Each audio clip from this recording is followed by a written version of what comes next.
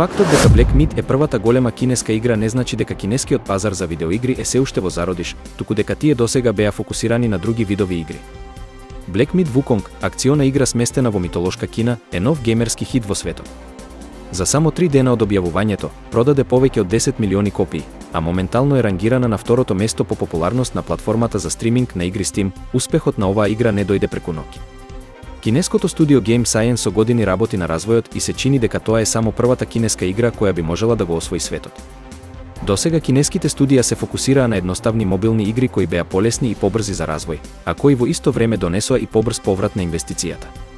Она што ги прави кинеските игри привлечни за играчите ширум светот се секако екзотичните приказни засновани на кинески легенди и митови, кои исто така се богато илустрирани. Затоа, не е изненадување што кинеските развојни студија се свртеа кон такви приказни како инспирација за нови видеоигри.